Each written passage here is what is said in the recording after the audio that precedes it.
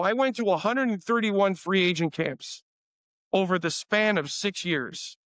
31 free agent camps. Now I'm going to ask you this, and I want you to just spitball it to me, okay? Out of 131 free agent camps, how many times do you think I got a phone call back? Could be 10, 20, 100, whatever. What do you think? Maybe 10? 0.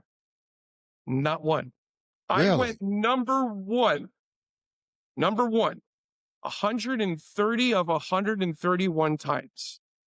And nobody would ever give me a chance. I can't tell you how many times. What's that? Why do you think that is? I mean, you're good at your craft. So what do you think? The bottom line, though, was, Andre, is, and I understand now, I really, really, truly do. I think at the end of the day, I kind of wanted to, there was something deep inside of me that wanted to prove them wrong. Mm-hmm. But in all honesty, man, for me, it came down to kicking under pressure, kicking the game-winning field goal when it counted.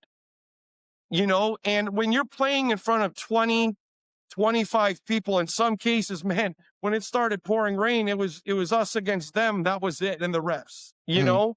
So I understood that aspect of it. But for me, it was like every scout I talked to, they all said the same thing.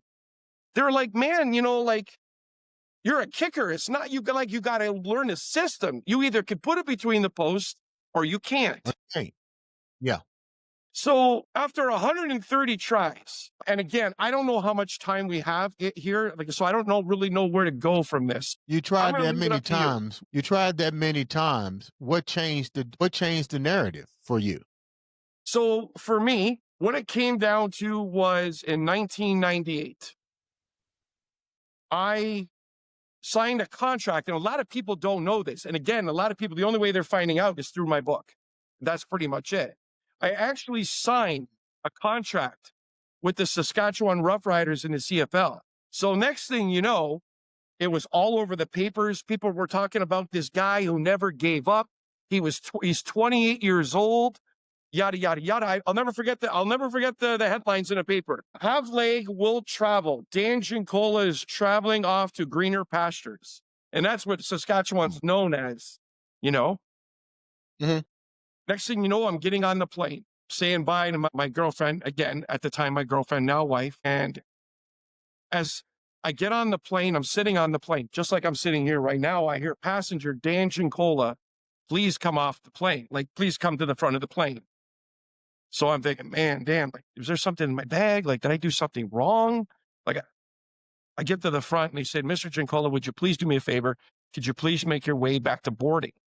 And I said, I got to go to Saskatchewan. He says, please, they'll explain it to you there.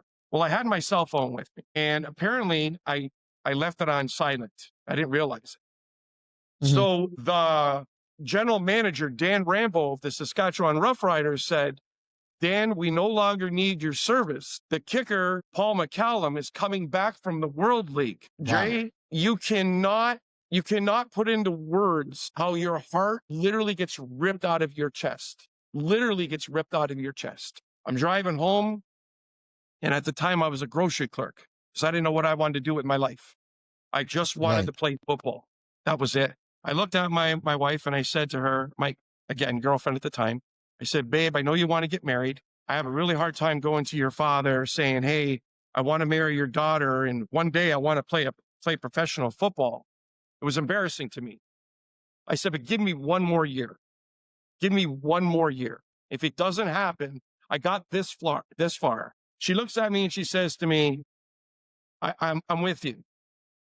Just promise me that this will be it.